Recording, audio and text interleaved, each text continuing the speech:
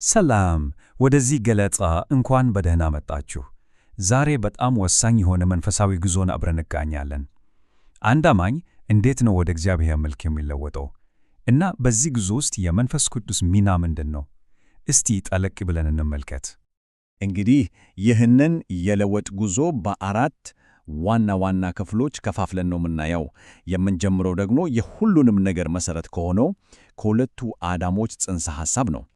እሺ እንግዲህ እስቲ በቀጥታ ወደ መጀመሪያውና ወሳኙ ሐሳብ እንግባ።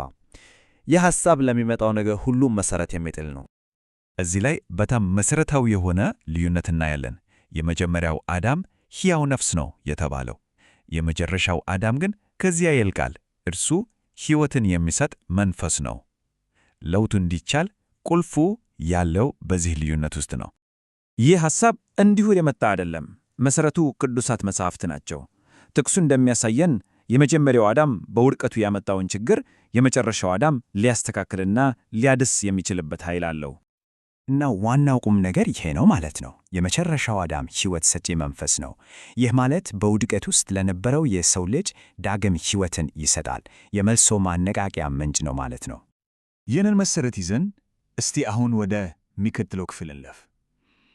ይህ ሂደት እንዴት ነው አንድን ሰው የእግዚአብሔርን መልክ ወደ መምሰል የሚወስደው? ይህ በጣም ግልጽ የሆነ መንፈሳዊ የእድገት መንገድ ነው። ጉዞው የሚጀምረው መለኮታዊውን መልክ በማየት ነው። ከዚያም ያንን መልክ መከተል፣ ቀስ በቀስ መምሰል እና በመጨረሻም ያንን መልክ ሙሉ በሙሉ መላበስ ነው። እሺ፣ ይሄ ታላቅ ለውጥ እንዴት ነው የሚሆነው? ማን ነው የሚያደርገው? ጥቅሱ በጣም ግልጽ ነው። የዚህ ለውጥ አንቀሳቃሽ ኃይል ጌታ ከሆነው ከመንፈስ ነው። ይህ ማለት ያለ መንፈስ ቅዱስ ይህ ጉዞ በፍጹም አይቻልም። ስለዚህ መንፈስ ቅዱስ ዝም ብሎ ረዳት ብቻ አይደለም ማለት ነው። ይህ ለውጥ እንዲቻል ብቸኛውና አስፈላጊ መንገድ እሱ ነው። ይህ ለውጥ ግን በውጫዊ መልክ ብቻ የሚቀር አይደለም፣ ወደ ውስጥ ጠለቅ ያለ ነው። እናም የሚጀምረው ከፍቅር ነው። ጉዞው የሚጀመርበትን ነጥብ ነው ይህ ጥቅስ የሚያሳየን። ሁሉም ነገር የሚጀምረው መንፈስ ቅዱስ የእግዚአብሔርን ፍቅር በልባችን ውስጥ ሲያፈስስ ነው። በጣም የሚገርመው ነገር እዚህ ላይ አንድ የማይቋረጥ ሰንሰለት እናያለን። መጀመሪያ የእግዚአብሔርን ፍቅር መቀበል አለብን። ያ ፍቅር ከተሰማን በኋላ ነው እኛ በምላሹ እርሱን መውደድ የምንችለው። ያኔ ነው ትእዛዛቱን መጠበቅ ትርጉም የሚሰጠው።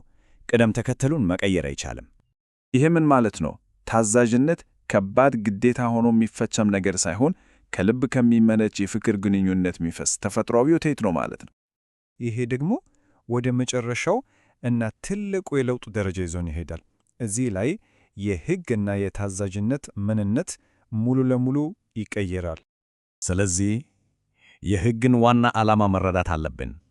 ዓላማው የእኛን ማጽደቅ ወይም ማዳን አይደለም። ዋናው ሥራው የወደቅንበትን ሁኔታ፣ ኃጢአታችንን በግልጽ ማሳየት ነው። ሞግዚት የሚለው ቃል እዚህ ላይ በጣም ትልቅ ትርጉም አለው። ልክ አንድ ሞግዚት ልጅን ወደ ትክክለኛው መንገድ እንደሚመራው ሁሉ ሕጉም እኛን ወደ እውነተኛው መፍትሔ ይመራናል። ይህም ክርስቶስ ነው።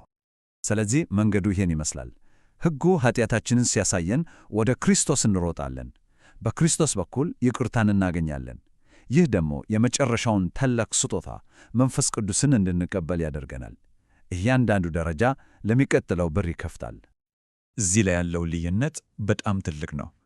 ከአሮጌው መንገድ ወደ አዲሱ መንገድ የተደረገ ሽግግር ነው። በውጭ በድንጋይ ላይ ከተጻፈ ሕግ ወደ ውስጥ በልብ ላይ ወደሚጻፍ ሕግ ተሸጋግረናል። ይህ አዲስ ኪዳን እግዚአብሔር ራሱ የገባው ቃል ነው። ሕጉን ከእንግዲህ በውጭ ሳይሆን በውስጣችን በልባችን እንደሚጽፈው ቃል ገብቷል። እና በመጨረሻ ቁልፉ ይሄ ነው። ያንን ሕግ በልባችን የሚጽፈው ማን ነው? መንፈስ ቅዱስ ነው። ስለዚህ ነው እውነተኛና ከልብ የሆነ መታዘዝ አሁን የሚቻለው። የሁሉ ነገር አንድ ትልቅ ጥያቄ ላይ ያደርሰናል። ይህንን ከውድቀት ወደ ፍጽመና የሚወስደውን ጉዞ በሙሉ የሚያከናውነው መንፈስ ቅዱስ ከሆነ ያ ፍጽመና ሲደርስ የመጨረሻው ትርጉሙ ምንድን ነው? እስቲ በዚህ ላይ እናሰላለስ።